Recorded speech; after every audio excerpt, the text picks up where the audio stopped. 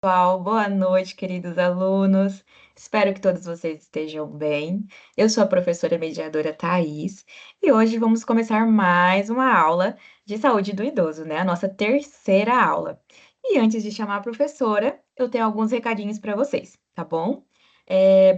Já está liberado o agendamento da aula prática no Polo, tá bom? Mas esse agendamento não depende de nós. Vocês têm que entrar no ambiente de vocês e ver se já está liberado, tá? Se ainda não estiver liberado, vocês podem estar entrando em contato com o polo em que vocês estão matriculados, tá bom? Eu vou chamar a professora agora para nós darmos início à nossa aula. Boa noite, professora Elaine. Boa noite, tudo bem? Espero que todos estejam bem, né? Na nossa última aula passou tão rápido, né, professora? É verdade, já estamos na terceira aula, né? Pois é, passou bem rápido, né? E eu espero aí que o pessoal esteja aproveitando e gostando dessa disciplina, né? Estão sim. Professora, fique à vontade. Eu vou estar aqui se você precisar de alguma coisa, tá bom? Então tá bom, vou subir aqui os slides. Aí só me sinaliza se eles entrarem. Apareceu? Abrindo, abriu. Ah, então tá bom. Então, pessoal, boa noite, né? Estamos na nossa última aula dessa disciplina que eu tenho verdadeira paixão de ministrar, que é a saúde do idoso. Então, só retomando, né, alguns conceitos que já foram abordados aí nas nossas aulas passadas, né?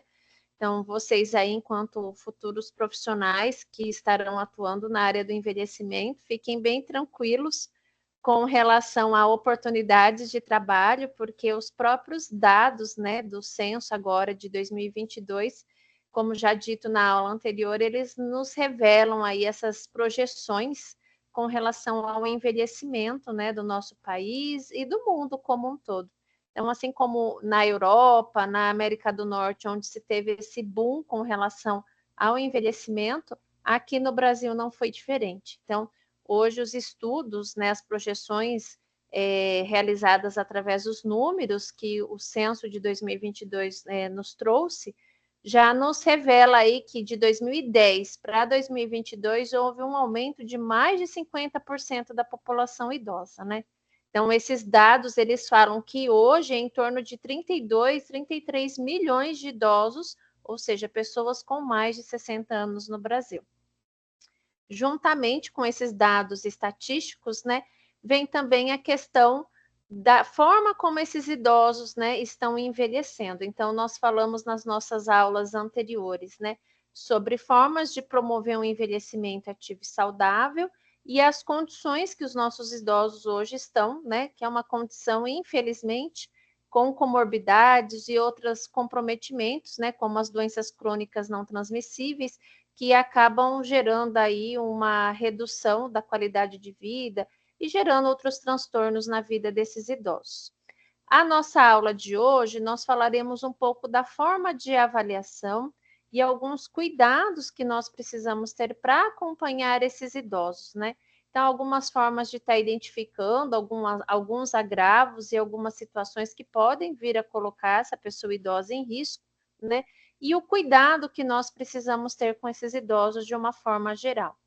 Então, é utilizado um modelo que nós chamamos de avaliação multidimensional, ou seja, é uma avaliação que ela não contempla só a parte física, né? Aquelas questões relacionadas mais à parte biológica, que com relação a, por exemplo, aos sinais vitais, ao exame físico desse idoso, ver como que ele está andando, se ele tem perda de equilíbrio, a questão da coordenação motora, a parte visual, auditiva e assim por diante, mas é uma avaliação que parte de uma integralidade, né?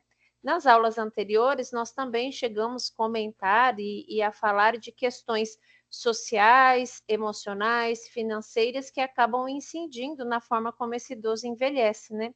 Então, é muito importante que a gente saiba ter esse olhar mais ampliado, porque muitas vezes, mesmo que aquele idoso não tenha uma condição, não apresente alguma patologia, por exemplo, uma outra condição envolvendo a parte emocional, né, a saúde mental desse idoso, ou questões relacionadas à parte social, ela pode vir sim a desenvolver alguns outros comprometimentos, né? Nós até comentamos nas nossas aulas passadas a questão, por exemplo, envolvendo a parte nutricional, alguns cuidados, né? E como que hoje os estudos acabam identificando que os nossos idosos estão comendo muito mal, né? Comidas super industrializadas, e isso acaba contribuindo com esse aumento crescente de diabetes, de pressão alta, de colesterol alto e outras condições aí, anemia, né, que vem a prejudicar, trazer prejuízos para a vida desse idoso. E aí, quando a gente para fazer uma análise do porquê que esses idosos estão comendo mal, tem aí inúmeros fatores, né? Primeiramente, pensando numa questão biológica, desde a questão da facilidade em você comer um pão, por exemplo, uma bisnaguinha, né? Aqueles pães assim pequenininhos que geralmente a gente compra em pacotinho, do que ou comer um bolo, por exemplo, do que comer algo que tem uma textura, né, mais dura e que exige mais do meu dente. Então, hoje, infelizmente, a saúde bucal desses idosos também deixa-se a desejar, né? Nós vamos falar um pouquinho sobre isso mais lá na frente da aula, e isso traz, né, prejuízo na mastigação desse idoso. Então, ele acabou optando por alimentos que é mais fácil a mastigação.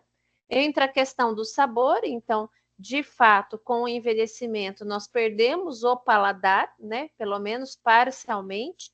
Se tiver outras situações, como por exemplo o tabagismo, o ato de fumar, ele também contribui com a perda desse paladar, o alcoolismo também, algumas medicações, né, utilizadas aí a longo prazo, como principalmente medicações relacionadas à parte gástrica, ela também interfere no paladar. E aí eu tenho aí uma junção de fatores que faz com que esse idoso come e não sinta sabor, então ele vai sempre optar por alimentos que tenham um teor de açúcar a mais, ou de sal a mais, ou com um tempero ali extra, para que ele possa, então, de fato, saborear e ter ali, né, as sensações boas, né, que uma alimentação gostosa nos traz, por exemplo, né? Quem aí não prefere comer uma pizza, por exemplo, do que comer apenas uma salada? No sentido de paladar, é muito mais palatável, né? Nós chamamos uma pizza, ela é muito mais suculenta, ela é muito mais atraente do ponto de vista do paladar do que se eu comparar, por exemplo, com outro alimento mais saudável, né? Então, tem essa questão da própria alteração, né, da nossa fisiologia com relação ao processo que nós chamamos de senescência, que é esse processo de envelhecimento natural. Então, eu tenho ali uma alteração da estrutura dos meus dentes, eu tenho perda de paladar, eu tenho a questão da mastigação, que influencia muito, né, naquilo que eu vou comer, por exemplo. Então, eu tenho aí uma série de condições.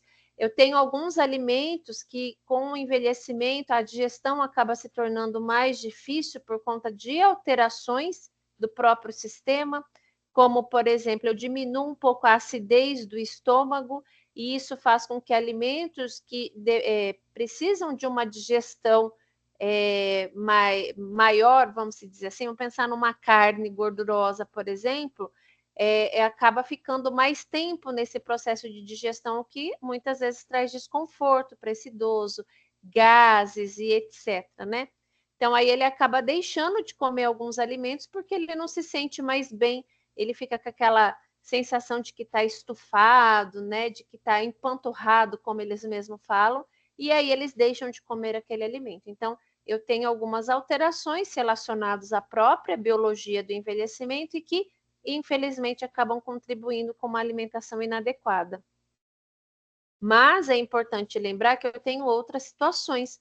Eu tenho o fator emocional, né? Até nós citamos a questão de idosos que acabam perdendo seu cônjuge, né? O esposo ou a mulher, por exemplo, e aí, ou um filho, um neto, enfim, alguém, um ente querido, e aí, por conta disso, acaba entrando num processo de tristeza, de depressão e deixa de se alimentar, seja propositalmente, porque ele não quer mais comer, porque ele já não quer mais ficar por aqui, vamos dizer assim, ou porque ele não sente mais fome por conta aí de várias situações emocionais. E por último, e na qual, né, nós não podemos deixar de considerar a parte financeira, né? Então é muito mais barato eu comprar um pacote de salsicha do que 1 quilo de carne. É muito mais barato eu comprar um pacote de macarrão ou de miojo do que eu comprar legumes e frutas, por exemplo. Então, a somatória de todos esses fatores influenciam na forma como esse idoso vai envelhecer. Por isso que a avaliação ela não pode ficar restrita só à questão biológica. Eu preciso, então, fundamentar essa avaliação levando em consideração o ambiente em que esse idoso vive, suas condições sociais e financeiras, a parte emocional desse idoso como está, né? A questão de lazer, né? Então, era uma pessoa super ativa que ia vir e de repente, por conta aí de um pós-operatório de uma fratura de quadril, de joelho, tá lá restrita ao leito, não sai, ninguém vem visitar e assim por diante. Então, nos cabe, enquanto profissionais que atuamos na área do envelhecimento, estar atento a todas essas condições e esses agravamentos que ocorrem, né, num sentido geral. Então, essa avaliação multidimensional, ela tem esse olhar diferenciado, né, onde os profissionais da saúde que atuam com o envelhecimento levam em consideração não apenas o contexto saúde-doença, mas também a parte social, a questão do ambiente onde esse idoso está inserido e a sua parte emocional. Mas aí vocês podem me perguntar, mas professora, afinal de contas, o que é uma avaliação multidimensional, né? Como que ela é feita, o que ela é avaliada e quais aspectos são considerados, né? Hoje nós temos dentro do Sistema Único de Saúde, daqui a pouco eu vou citar também, o que nós chamamos de caderneta do idoso. Da mesma forma que a criança tem aquela caderneta de vacina, que hoje parece um livrinho, e ali conta todo o histórico do desenvolvimento, toda vez que essa mãe leva essa criança para tomar uma vacina, ou para passar ali no que nós chamamos dentro da atenção primária, né, de puericultura, até 1 ano de vida, essa criança tem que estar indo regularmente, passando pela enfermeira, pelo pediatra, por exemplo, eles vão medir a cabecinha, estatura, peso, o desenvolvimento dessa criança, se ela está cumprindo aí com as suas etapas do desenvolvimento, a mãe vai trazer os relatos de dificuldades ou não, por exemplo, e aí qualquer profissional que vá atender essa criança, mas que não a conhecia antes, pega aquele caderninho, dá uma olhadinha, já entende, né, pelo menos de uma forma mais generalista, em que condições de saúde aquela criança está. Então, utilizando esse mesmo preceito, foi elaborado o que nós chamamos de caderneta do idoso, onde tudo o que acontece com aquele idoso é registrado. Então, há um acompanhamento de várias questões, desde a parte da vacina até questões da nutrição. Então, esse idoso ele é pesado de uma forma mais frequente, às vezes que ele vai na unidade básica para atendimento, as medicações que ele faz uso, se ele caiu ou não, as dificuldades que ele está tendo no seu dia a dia, questão de memória, linguagem e etc. Tudo isso é registrado dentro dessa caderneta para que se possa, então, estar mensurando e acompanhando como esse idoso está envelhecendo, para que algumas medidas possam ser tomadas. Se esse idoso está envelhecendo bem, nós vamos incentivar ele a continuar com as suas práticas para que ele possa ter ainda, né, a sua independência, a sua autonomia preservada. Lembrando, né, eu já ressaltei isso nas aulas anteriores, independência, esse idoso ou, né, qualquer indivíduo ter uma condição física de realizar alguma ação. Eu ter condição de pegar a escova de dente, a pasta, abrir, colocar a pasta na escova, escovar meus dentes, lavar meu cabelo, abotoar o botão da minha camisa, amarrar meu tênis, subir meu zíper, lavar minha louça, né? Eu ter condições, destreza física, né? De braço, perna e etc. A autonomia diz respeito à questão de decisão. Eu vou decidir que roupa eu vou usar hoje. Eu vou decidir se eu vou sair ou não. Eu vou decidir quais contas, por exemplo, eu vou pagar hoje, né? Para onde eu vou, se eu vou comer, se eu vou cozinhar ou se eu vou comer um sanduíche, eu não vou comer nada, vou dormir porque eu estou muito cansada. Então, a autonomia diz é uma questão relacionada, né, à habilidade da decisão. Geralmente a gente espera que a autonomia e a independência andem juntas, mas há situações na qual esse idoso pode ter uma independência e não ter uma autonomia ou vice-versa. Por exemplo, né? Pensa num idoso com síndrome de Down ou com uma deficiência intelectual. Como eu já comentei com vocês, né, a minha área de pesquisa no mestrado e agora no doutorado é o envelhecimento da pessoa com deficiência. Então, sempre que possível, eu trago essas pautas, né, de conhecimento para as minhas aulas, porque eles estão envelhecendo também, né? Então, como eu já comentei com vocês, eu trabalhava na APAE, aqui da cidade de Maringá, onde fica a sede da nossa instituição, e nos últimos 6 anos, dos meus quase 18 anos de APAE, eu fiquei em um projeto de atendimento à pessoa idosa, né? Então, nós tínhamos lá, na época em que eu trabalhei, até 2022, cerca de 22 idosos, 60 a mais, alunos idosos que frequentavam esse projeto, né? Sendo que o nosso mais velho, naquela época, já tinha 82 anos, né? Então, eles estão envelhecendo e eles precisam de um cuidado diferenciado. Por quê? Porque o envelhecimento deles ocorre de uma forma mais acelerada se a gente comparar com o nosso processo de envelhecimento. Então, é preciso que a gente tenha alguns cuidados. Então, eram idosos que, em sua maioria, tinham condição física, trocavam de roupa sozinha, tomavam banho sozinho, comiam sozinho, mas que não tinham poder de autonomia por conta da deficiência intelectual. Só tomavam banho se alguém falasse, ó, vai tomar banho, né? Ó, põe essa roupa. Tá na hora de escovar o dente. Tá na hora de ir dormir. Porque, por conta da deficiência intelectual, eles acabam, a sua maioria, dependendo do grau de comprometimento, desculpa, pessoal, acaba não tendo essa questão da gerência de vida, né? Essa habilidade que nós temos. Então, eles têm a parte física, mas não têm a parte cognitiva, que é o intelecto, que tem uma relação direta aí com a cognição, né? Com esse poder de autonomia. A mesma coisa é o Alzheimer, né? Dependendo da fase que esse idoso estiver dentro da doença de Alzheimer ou do Parkinson, por exemplo, ou de um processo depressivo mais profundo, ele às vezes tem condição física, mas ele não consegue realizar. Então, ele não tem autonomia, né? Então, o Alzheimer, lá no seu estágio mais avançado, ele come se você pôr a comida no prato. Ele pega o copo, se você der na mão dele o copo, né? Ele toma banho, mas se você for lá, tirar a roupa, enfiar ele dentro do chuveiro, por exemplo, né? Então, ele tem a parte física, né? A condição física, mas não tem autonomia. O contrário também pode vir a acontecer.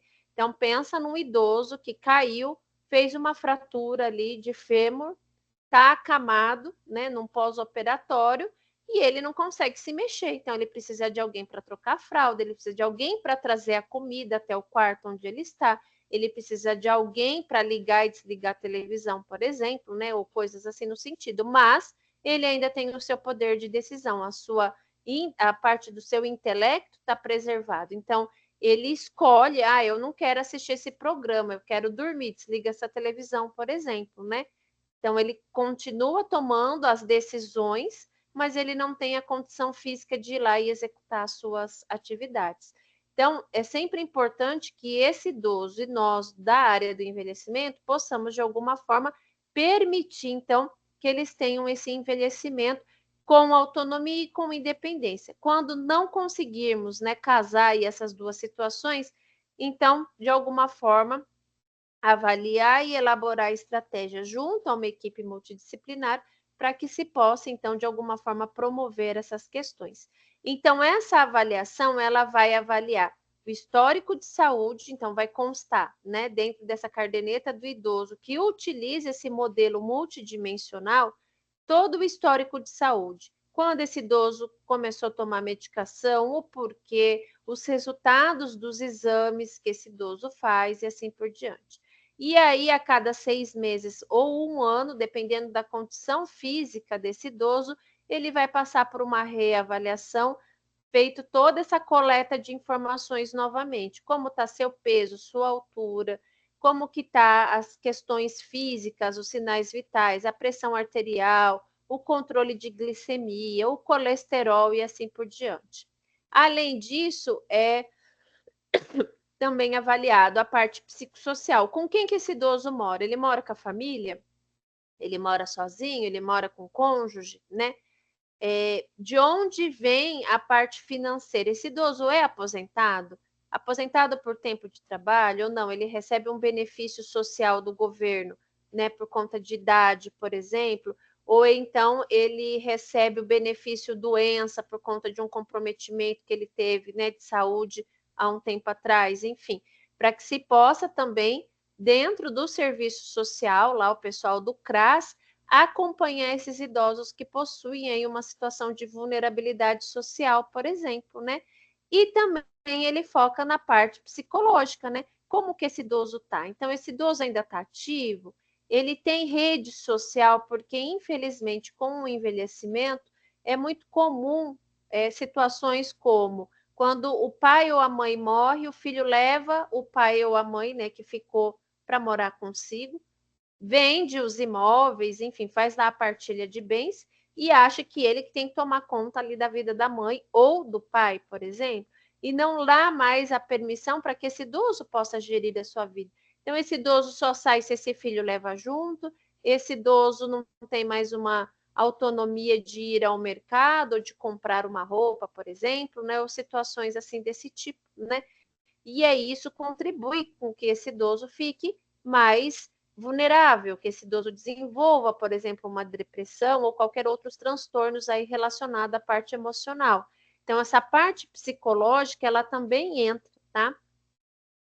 Então, essa avaliação, ela é feita por todos os profissionais da área da saúde. Quando a gente fala na unidade básica, né, lá no postinho, quem aplica é a enfermeira e a agente comunitária, se tiver um fisioterapeuta também junto, enfim, né?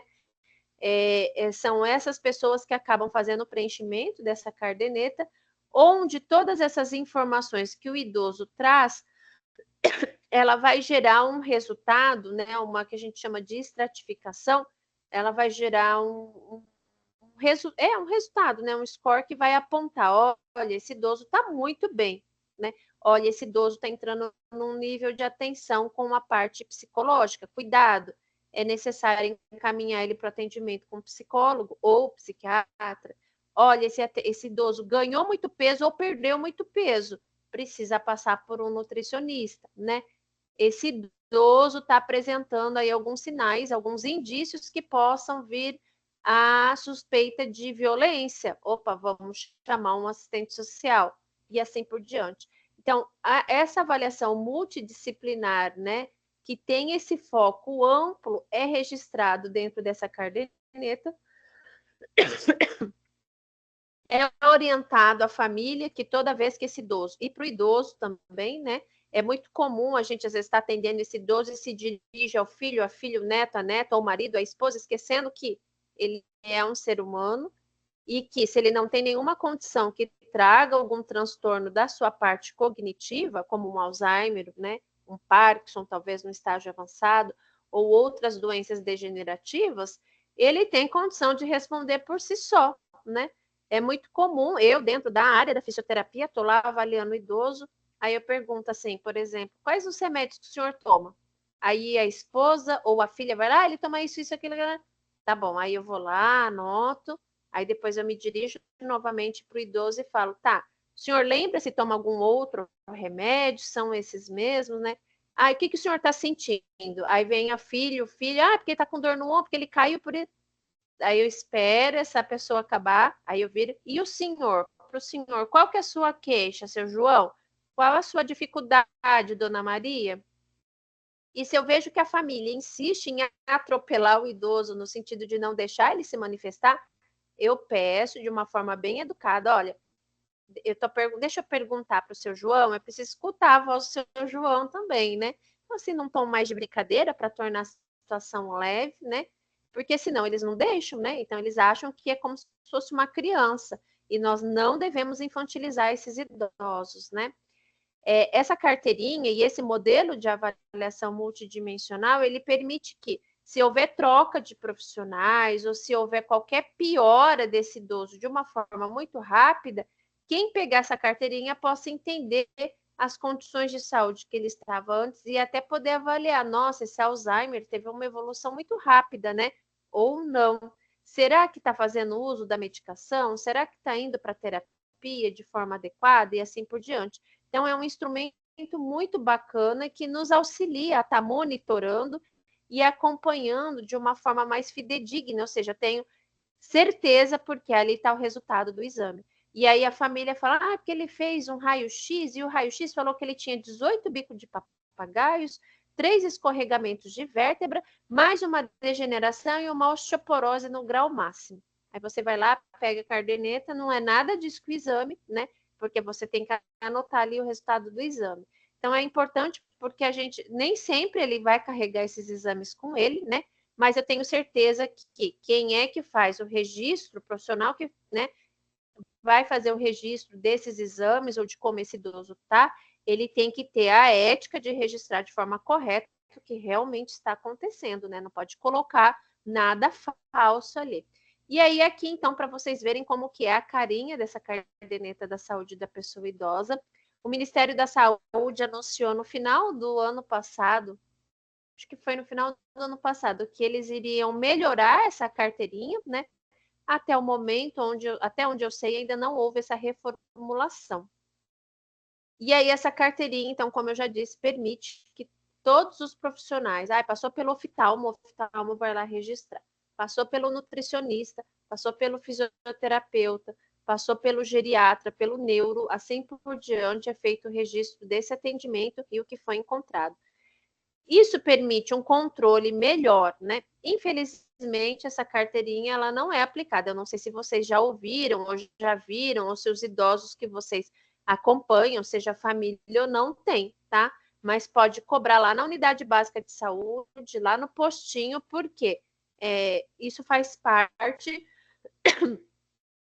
da Política Nacional de Saúde do Idoso. Tá lá, tem que aplicar. Agora, o porquê que não aplica, aí é o X da questão, e nós nem vamos discutir isso na aula agora, porque senão, né?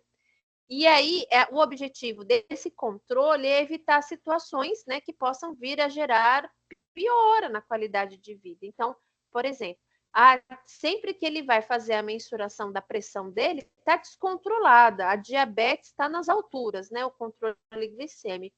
Opa, vamos ver o que está acontecendo. Está tomando o remédio direitinho? Como que está a alimentação? Está fazendo caminhada? Está praticando atividade física, como foi orientado? E assim por diante. Então, eu consigo estar controlando algumas situações. Opa, esse idoso teve muita infecção urinária ou respiratória aí nesse mês. Será que essa infecção respiratória, ele não está broncoaspirando alimento porque ele está, por exemplo, com refluxo?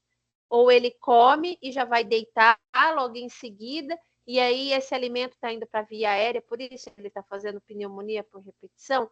Ou será que ele está com tantas infecções urinárias porque ele está bebendo pouca água? Então, essa carteirinha, ela nos permite ter esse olhar. Além, claro, de ter um cuidado com a polifarmácia, né? Nós temos algumas medicações que brigam entre si, né? Uma anula o efeito da outra. Então, eu tomo uma medicação para o coração que traz aí um prejuízo para a parte respiratória, para a função renal e assim por diante, para a função intestinal, e aí eu vou lá, tomo outro remédio para melhorar aquilo que o remédio, né, trouxe aí de sequela, de consequência. Aí eu vou lá e tomo outro remédio.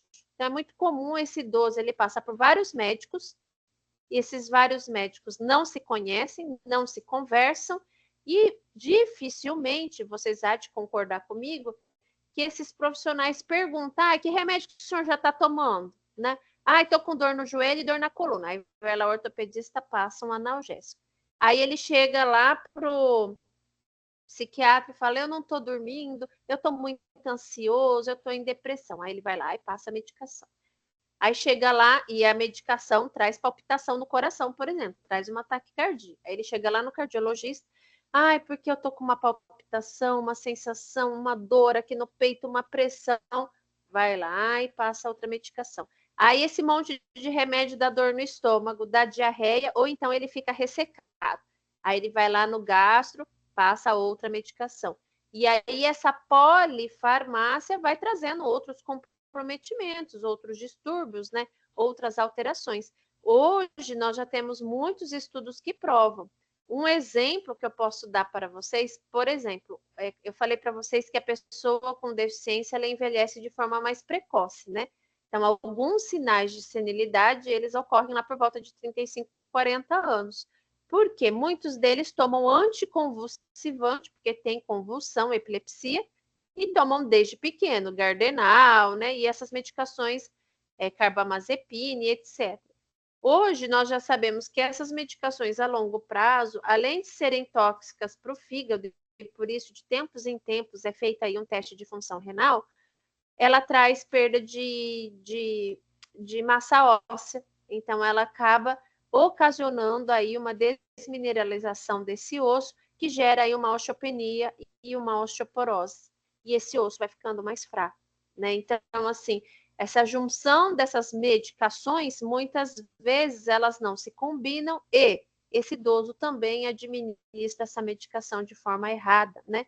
Eu estou dentro do estágio que eu faço supervisão do curso de fisioterapia, que eu comentei com vocês.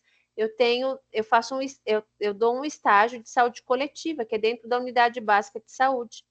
E a gente tem ali um projeto de envelhecimento ativo saudável, onde a gente cuida de quase 40 idosos, né?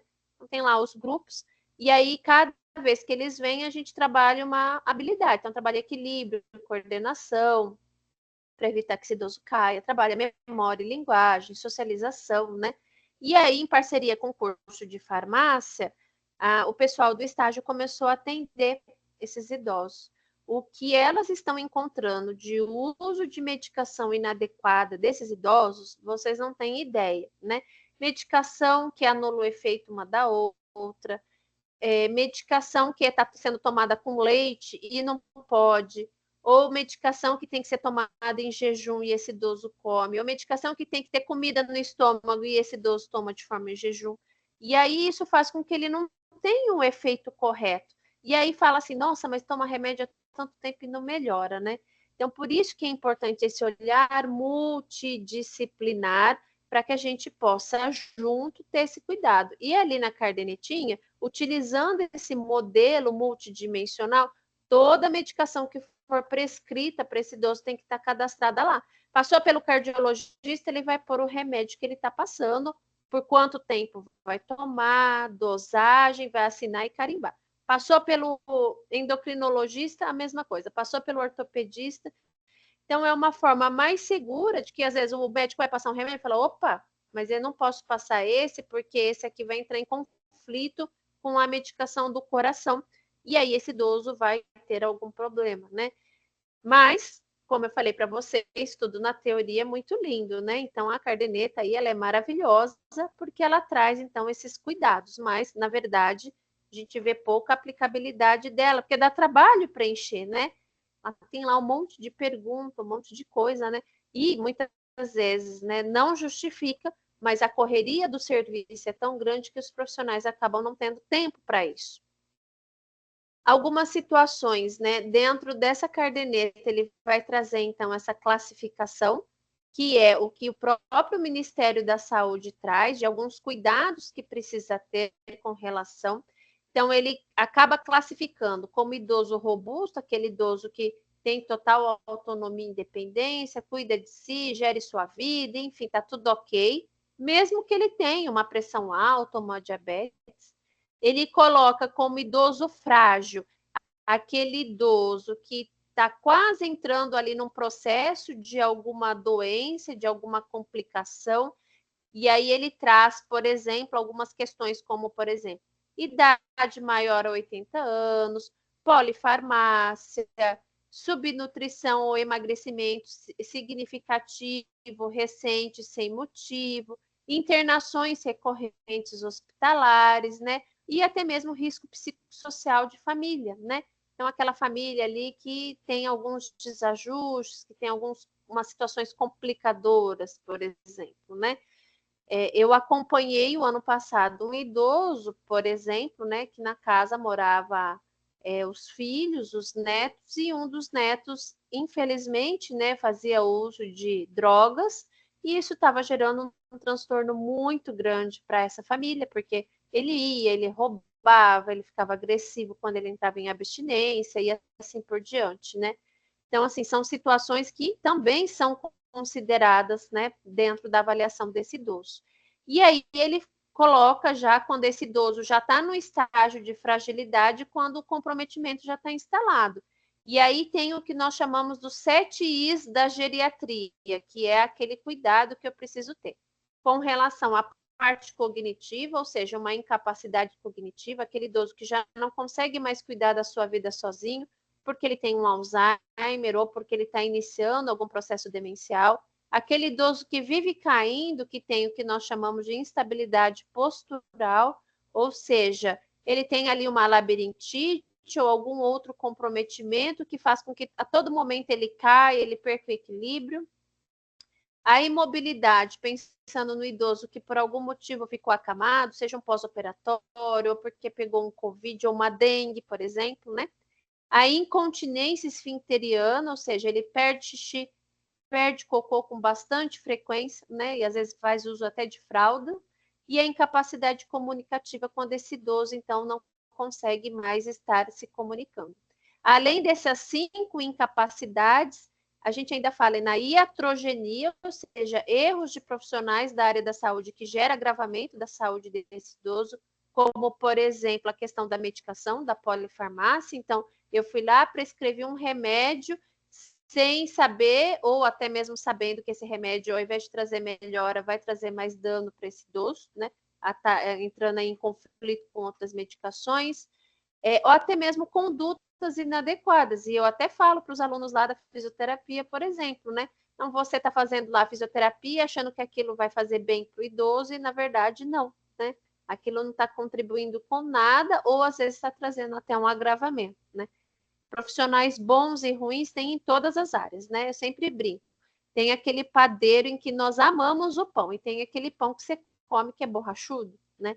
Tem aquela manicure que faz a unha assim de uma forma maravilhosa e tem aquela que parece que é um açougue, tira vários bifes, né? Como a gente brinca.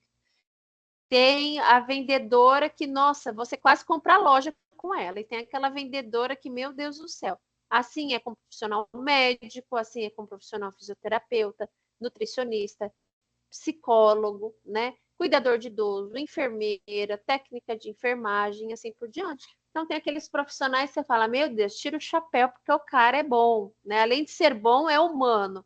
E tem aqueles que você fala, meu Deus do céu, que profissional é esse, né? E eu espero que vocês fiquem aí na categoria daqueles profissionais de tirar o chapéu, né?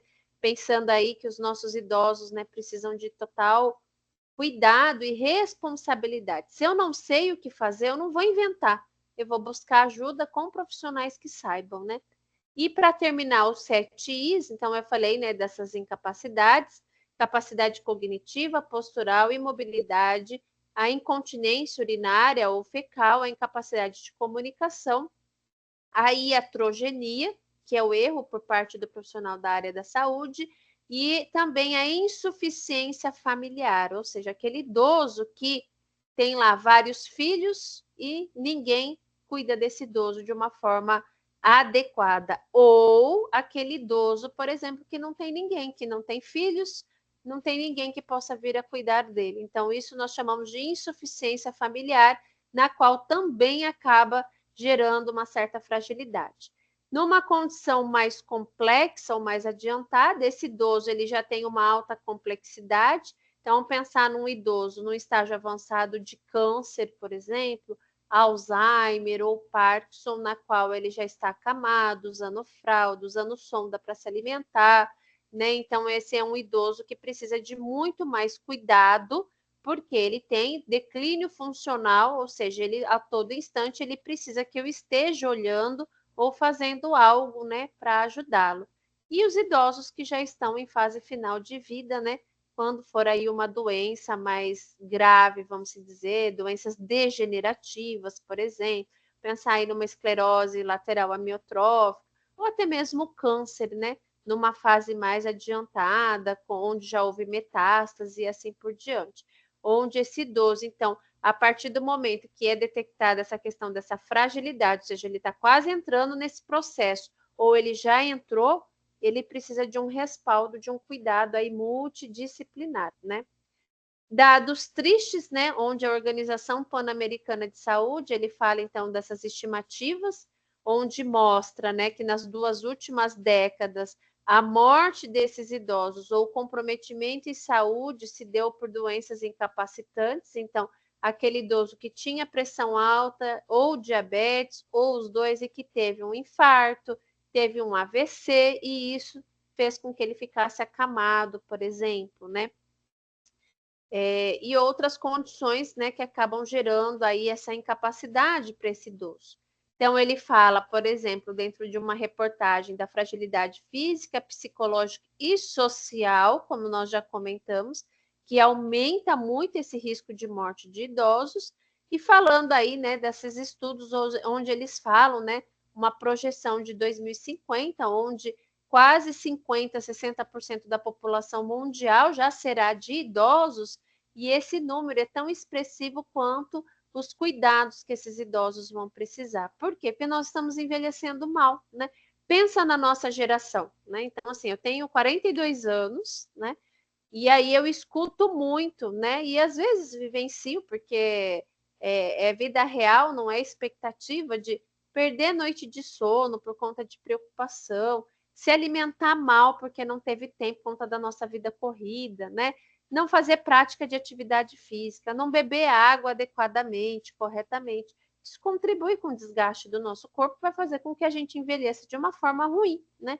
Então, é aquela história que eu já comentei com vocês. Vamos pensar aí no envelhecimento, por exemplo, pegar alguns ícones de famosos aí que a gente consegue ter, né?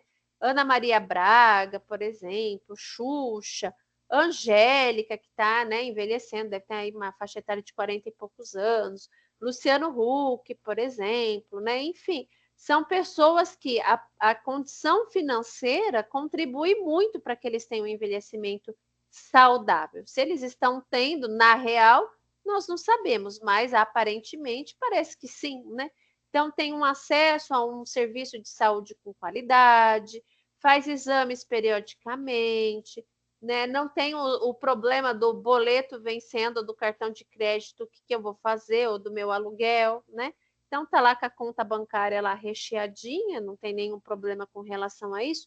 E é claro que isso contribui para que eles envelheçam de uma forma melhor.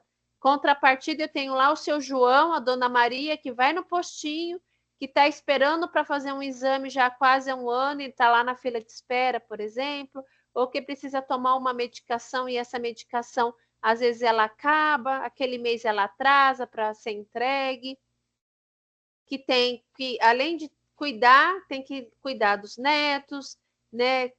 Às vezes moram todos na mesma casa, estão passando por situações de conflito envolvendo álcool e drogas, por exemplo, né? Então, essa é a realidade, né? De mais de 60% da nossa população, e muito provavelmente são esses os idosos que nós vamos atender, né? Então, que a gente tem essa ideia, esse olhar amplo com relação a várias situações que contribuem para o envelhecimento de uma forma melhor ou não. Eu costumo também sempre falar para os alunos, né? Por que às vezes a gente tem um paciente que tem, por exemplo, o AVC, né? O acidente vascular encefálico, numa condição muito parecida, porque ninguém é igual a ninguém e as manifestações clínicas das doenças, por mais parecidas que sejam, ela vai ocorrer de forma muito individual, de acordo aí com a condição de saúde de cada pessoa. Às vezes você vê uma pessoa que evolui melhor e a outra não, e você fala, nossa, mas é tão parecido, né? Tiveram o AVC quase que na mesma época, tem quase a mesma faixa etária, tem um biotipo físico mais parecido e um se recupera de uma forma mais rápida e o outro não. Aí eu preciso ver o contexto social, o contexto emocional e, claro, também considerar o que a gente chama de reserva biológica, né? Então, quanto mais ativo, quanto mais saudável eu for, eu vou acumulando ali uma poupancinha de saúde, vamos dizer, né? Ou não, às vezes minha poupancinha ali está no negativo, já estou no limite já da conta, né? Do cheque especial, vamos dizer. E aí, quando a doença vem, eu não tenho essa reserva, isso acaba gerando aí mais complicadores, né? E é isso que a Organização Mundial de Saúde está falando. Atenção, a população está envelhecendo mal, né? Governo, ó, né? Presta atenção aí no que pode ser feito. Então, nos é cabível, tá? Identificando essas questões. Vocês que estarão acompanhando esses idosos no dia a dia, né? A parte dessa questão social, emocional, né? Que é individual, e também a parte biológica de saúde, né? Para poder estar apontando, olha, ele não era assim, agora ele está mais triste. Ele comia melhor, agora ele está tossindo quando ele come, que pode ser, então, um sinal de disfagia, né? De problemas aí da musculatura da mastigação, que faz com que ele não mastigue de forma correta. Enfim, conseguir acompanhar esse idoso e às vezes até evitar comprometimentos de saúde maiores que possam vir a ocorrer. Esse idoso precisa passar, então, por essa assistência multidimensional, né? Olhando, então, todas essas fragilidades e vulnerabilidades que eu já falei para vocês, e juntamente a equipe que cuida desse idoso, que inclui vocês, tá? Vocês fazem parte dessa equipe também, junto à família, então implementar ações para melhorar a qualidade de vida desse idoso, mesmo que ele já tenha aí uma condição patológica instalada, né? Então, a gente precisa estar integrando esse idoso e a família junto nesse processo. Se eu tenho esse poder de convencimento, fazendo com que essa família e esse idoso entenda que ele precisa melhorar alguns hábitos de vida, que ele precisa incorporar alguns atendimentos e assistências de outros profissionais, eu acabo contribuindo e fazendo com que esse idoso, né, tenha um envelhecimento mais digno, um envelhecimento melhor, vamos dizer assim, né? Então, nos cabe que vocês tenham, né, esse olhar, sempre que esse idoso que vocês estão acompanhando tiver qualquer alteração, falar, opa, não era assim. Então, olha, eu estou vendo que ele está engasgando mais, eu estou vendo que ele está fazendo mais xixi ou menos xixi, eu estou observando que ele está mais sonolento, menos sonolento, mais agitado, mais agressivo, que a comunicação está difícil, que ele está trocando muitas palavras, errando, tendo uma pronúncia errada, que ele está com mais interesse em algo ou menos interesse. Ah, antes ele gostava de sair, agora ele não sai mais. E juntamente a família e também a equipe de profissionais está passando isso, né?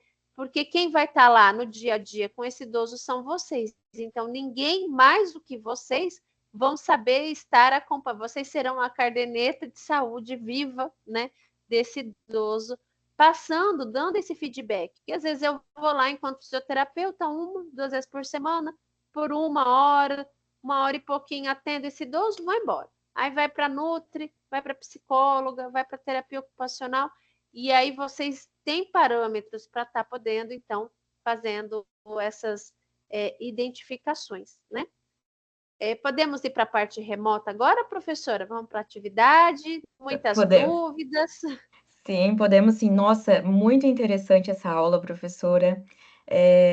Deixa eu te perguntar, se o idoso ele ainda não tem essa caderneta de acompanhamento, né, do SUS, o cuidador, nesse caso, ele pode estar entrando em contato com o SUS ou alguma coisa assim para adquirir essa Pode. caderneta? Na verdade, assim, ele teria que ter, né? Mas não é todo postinho. Olha, só para vocês verem, na unidade básica que eu fico com os alunos, eu pego no pé da enfermeira. E aí ela falou assim para mim no começo, é que acabou, e aí a gente está esperando enviar. Aí passou um tempo, falei, nossa, mas aqueles idosos que já são daqui a muito tempo também não tem, né?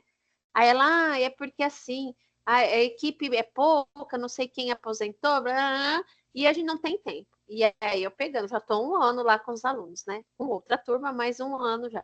Aí agora que ela colocou na última reunião agora desse mês a obrigatoriedade do preenchimento.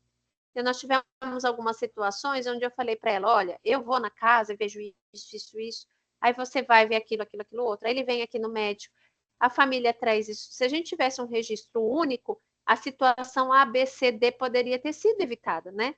Porque a gente fala e se perde, porque é muita gente. E aí, assim, eu entendo que uma unidade básica de saúde, ela tem o quê? 5 mil, 10 mil, 15 mil usuários, dependendo da região. Claro que não é tudo isso de idosos, né? Mas, assim, só lá onde eu fico, são quase 2.500 idosos. E aí eu vou Bastante. falar para ela, olha, a dona Maria, a Maria do Carmo Ferreira, quantas Marias do Carmo não deve ter lá, né? É Então, verdade. assim, Tem, né? Deveria ter a aplicabilidade, mas, né, para vocês, por exemplo, aí eu quero para o meu idoso, é só chegar lá na unidade básica, falar com a enfermeira, né, ou com a agente comunitário e falar, olha, eu soube que o Ministério da Saúde disponibiliza aí uma ferramenta importante que é a carteirinha do idoso. Meu pai, minha mãe, meu avô, minha avó não tem, mas eu gostaria que tivesse a partir de agora, né? E Uhum. aí, porque isso está dentro da política de saúde do idoso, né? E uma vez que está dentro da política, é lei, a gente tem que É cumprir. verdade. Então, o que eles podem falar para você, eu não tenho agora, acabou, mas assim que eu receber, eu te dou. Mas fica lá no pé deles, olha, eu quero minha caderneta, eu quero. Entendi, professora. Obrigada por responder a minha pergunta. Imagina. E aí a atividade, né, que tem o objetivo, então, né, da gente entender, então aqui ele traz uma avaliação, né, ele traz Uhum. uma história, eu vou estar lendo aqui para vocês, para junto a gente pensar em estratégias aí para melhorar essa saúde dessa pessoa. Então ele coloca assim, né, que você faz parte de uma equipe multiprofissional de uma unidade básica de saúde aí do seu município. Nessa equipe tem um médico, um enfermeiro, um técnico de enfermagem, um psicólogo, um nutricionista, um fisioterapeuta e um assistente social, né? E também tem, né, o cuidador ali junto desse idoso, né, que vai ser acompanhado por nós. E aí é importante a gente pensar que primeiro que uma equipe desse tamanho numa unidade básica de saúde é uma equipe dos sonhos, né? Ela não é real, infelizmente, não é verdadeira, né? Mas vamos pensar num modelo aí ideal, né, que deveria ter. Então, nessa unidade veio o seu José, 75 anos, com um histórico aí de acidente vascular encefálico e um comprometimento do lado esquerdo. Ele teve um AVE e aí está com o lado esquerdo dele paralisado e com todas as dificuldades de quem teve um AVC. Além da dificuldade de locomoção, ele mora, então, na casa dos fundos da sua filha, e a sua filha trabalha o dia inteiro, não podendo dar suporte ao seu pai. O seu José, ele anda com muito devagar, com dificuldade, aí usando uma bengalinha. O terreno da casa ela é irregular, né, oferecendo riscos de queda. Mas a filha que tem que trabalhar para poder sustentar a família, a gente imagina que nesse caso, vamos imaginar tantas filhas que são mães solo, né? E aí tem lá 2, 3 filhos e precisa, né, batalhar aí para o dia a dia para a gente não crucificar essa filha. Ela deixa pronto a roupa do pai, as coisas do banho do pai e a comida para que esse pai possa então ficar sozinho aí durante o dia inteiro. Então, diante dessa situação, a gente precisa, enquanto equipe, propor um plano de cuidado aí para o seu José, não esquecendo de colocar a filha dele nesse processo. E aí a questão pergunta, né? O que nós faríamos com o seu José, com a filha, enfim. Quem quer me ajudar aí a pensar, né, professor? O que a gente pode fazer com esse caso? Vamos chamar aqui. Temos a Nailda. Boa noite, Nailda. Já está liberado aqui. Se você quiser aparecer, fazer alguma pergunta para a Boa noite. professora, Boa noite. participar. Tem E alguma aí? dúvida? E aí, Nailda, o que a gente faz com o seu José? Vamos pensar aqui que a gente está numa reunião lá do postinho, né? Nós avaliamos seu José teve AVC, anda com muita dificuldade. A filha trabalha o dia inteiro lá na loja, na fábrica, os filhos ficam na creche e ela só vem à noite. Mas seu José está lá sozinho, precisando de cuidados. O que a gente pode fazer com o seu José?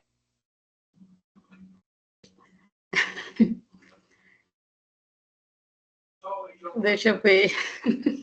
É difícil, né? Porque a Bem primeira coisa difícil. a primeira coisa que a gente pensa é que filha é essa, né?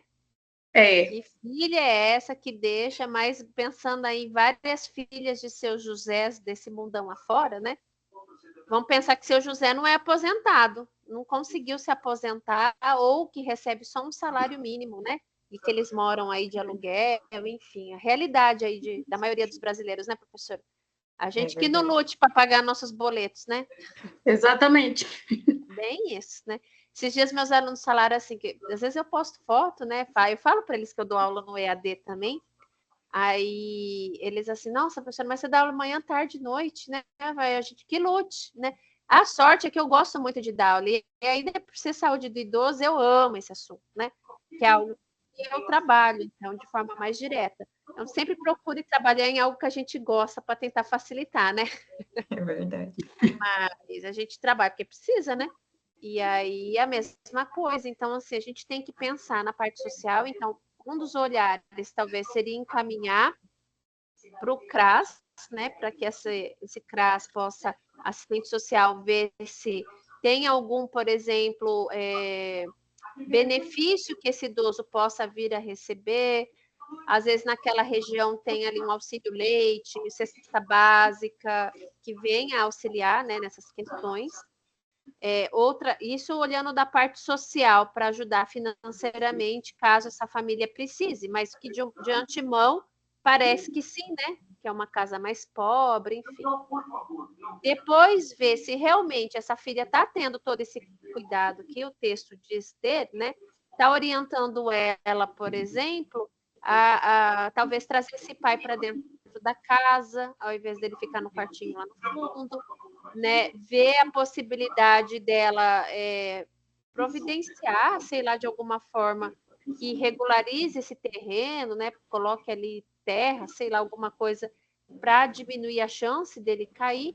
E, em último caso, vendo que esse idoso está precisando muito de cuidado e essa filha está negligenciando, ela não tem condições, seja ela psicológica, financeira, institucionalizando esse idoso, colocando numa instituição de longa permanência, né, num asilo, vamos dizer assim. Essa tem que ser a última opção, né?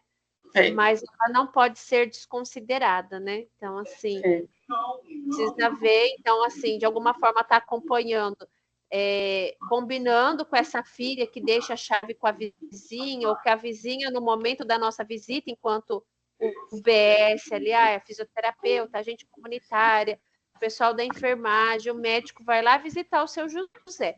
Precisa abrir o portão, o seu José não consegue abrir o portão, então que a vizinha ou algum parente próximo possa ir lá, por exemplo, né?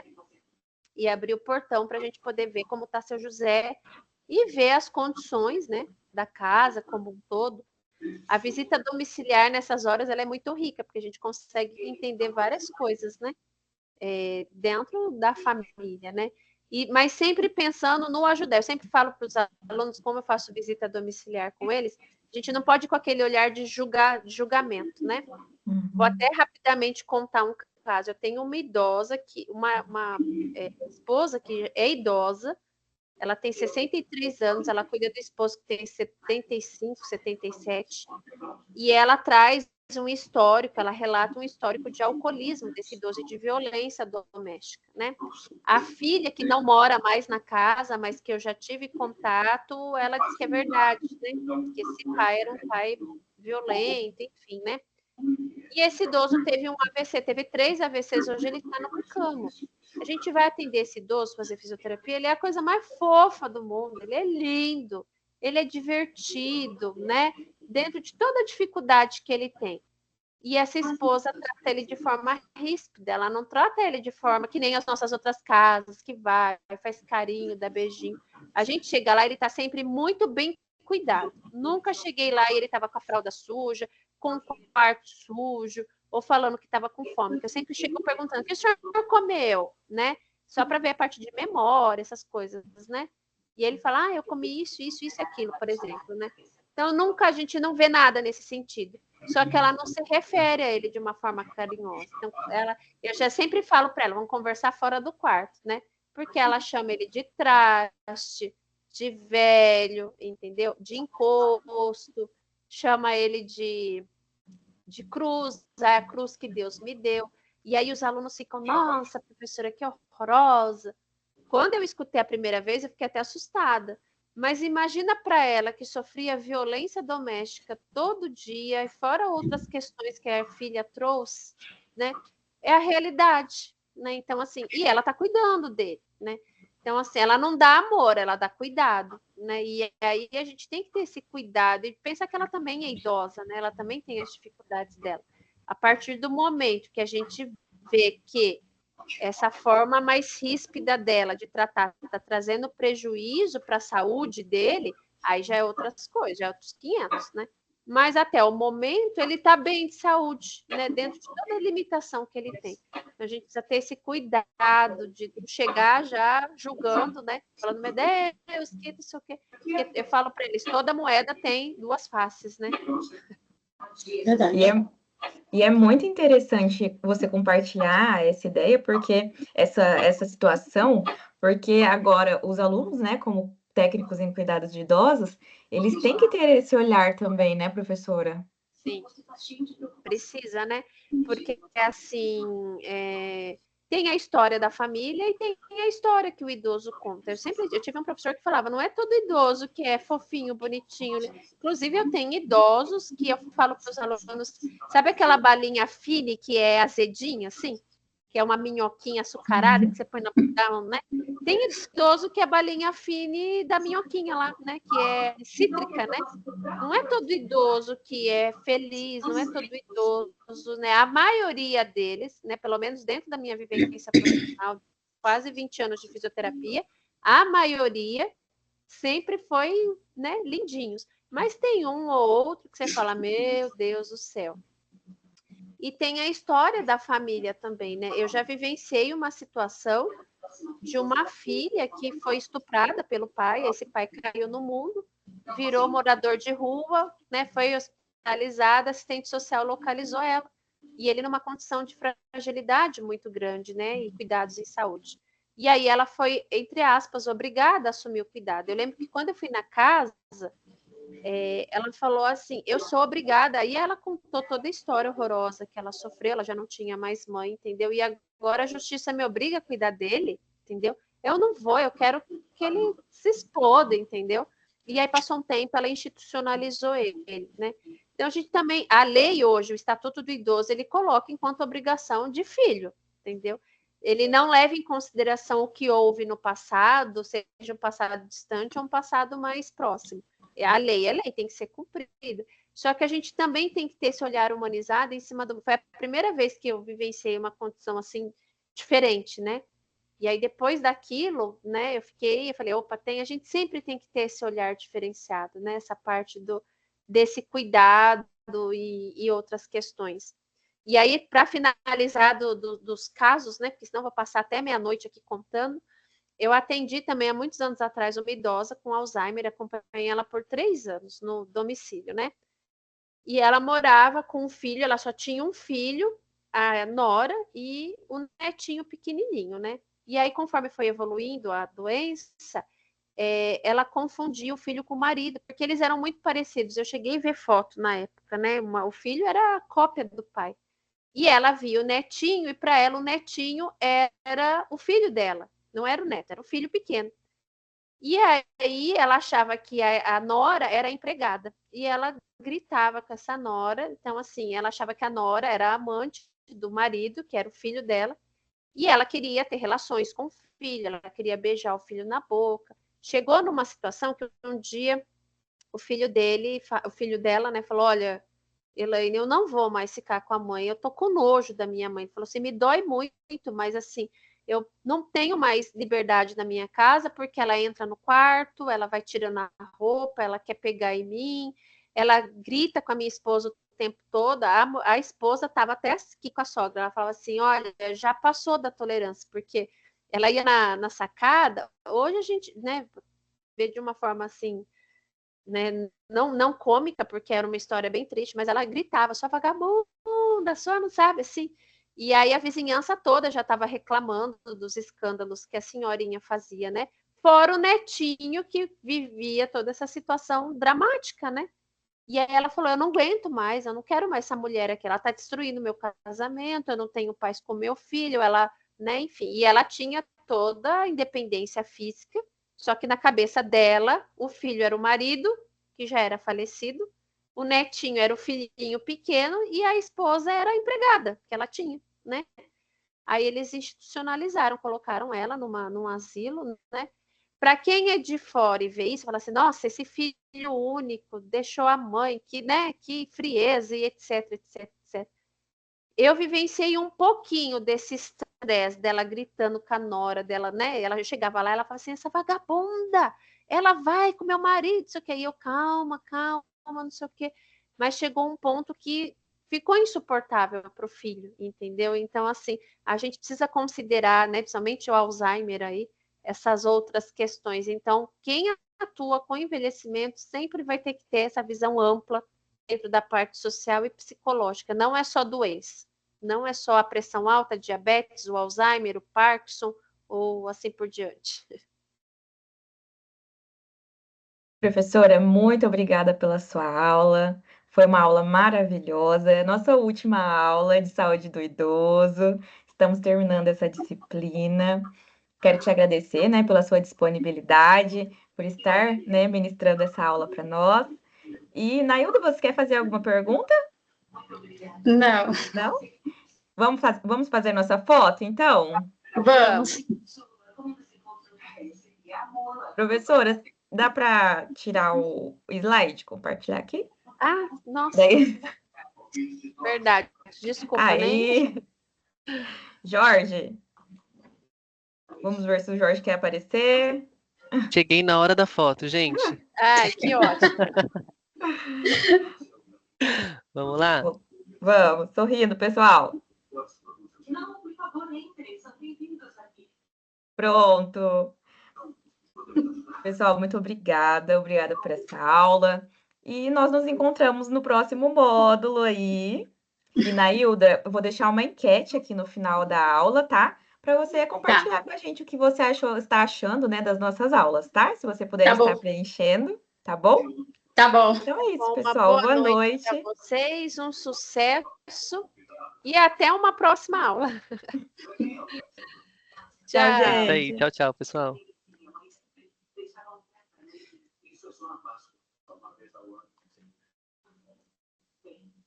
Quando chegar, já tem uma vantagem.